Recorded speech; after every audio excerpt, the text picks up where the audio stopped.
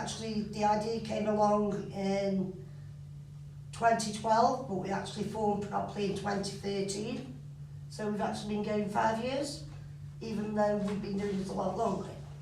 What's the main things that you do? We support the service users that are on the ward who are doing the detox and say to them there is hope after drugs and alcohol and there is a life. Go and get it. We did. So what qualifies you all to kind of do this? I don't think we're qualified. I think Living experience. University of life. Yeah. A lived experience. We've all been through the journey of recovery. We've all been through the journey of addiction to get to the journey of recovery. So we kind of know a bit about what it's about, I guess. And that's our qualification, for want of a better word. I think that helps with visible recovery as well, because other people who have come in here possibly see us and think, well, maybe it is possible to build a new life.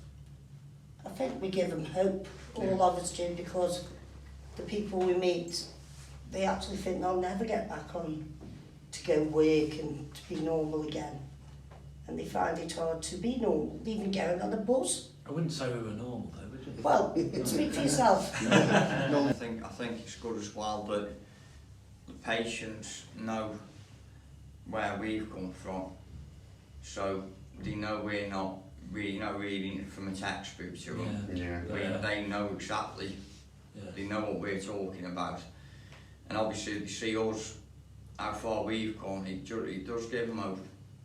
You know, you can talk to them on a level without them thinking, because I know if I was in their shoes and I had someone coming up to me who had never drank or never taken a drug in their life, and they started like sort of preaching to me, you should be doing this, I'd be like, What do you know? jog on, you know what I mean? Because you don't know what you're talking about, but I think, you know, like I said, just we've got living experience, so we've been there and got the t-shirt, haven't we?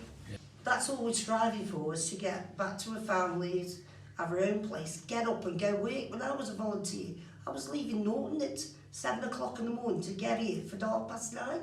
Yeah. 2 buses, rain, snow, I was always here one time. Couldn't keep, and I loved it.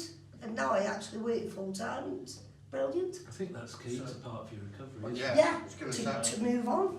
I think the awareness is higher because, I mean, it used to be that cigarettes are the big killer and stuff like that, and Yeah. we went through that, and now we're kind of going through it a little bit with alcohol, as far as media is concerned.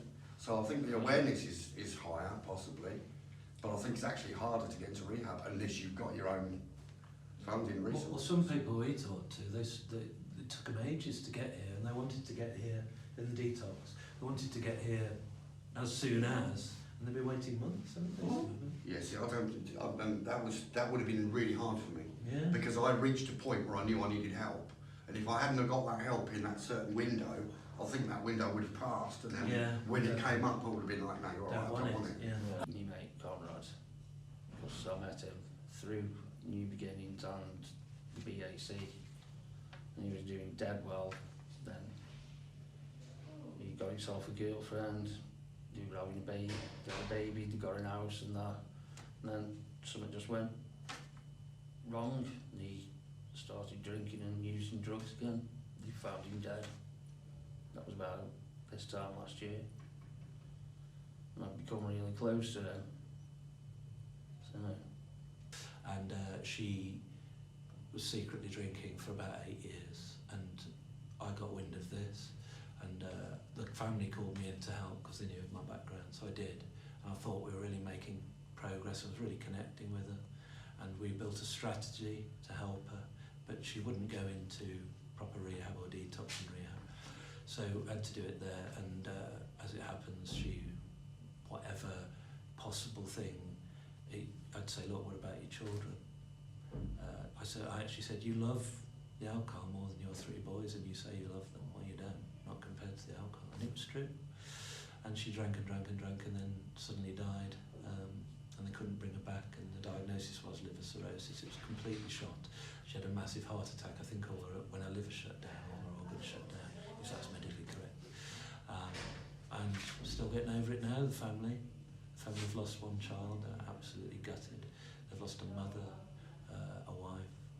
She was 46. I know 2 to 3 people who've died through alcohol, especially alcohol.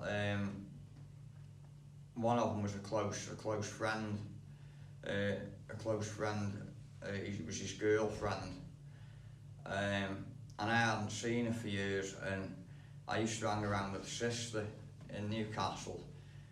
And she'd come in, funnily enough, she'd come in the pub to me, and she was crying her eyes out. And she told me about her sister, and at the time I didn't know it was her sister. But when she'd gone to the funeral, and she come in the pub to us after, and you know, like is it like the hymn sheets that they have with the picture on? And I didn't know at the time, but when I saw her picture and knew her, I used to babysit for her kids. So she had 2 kids.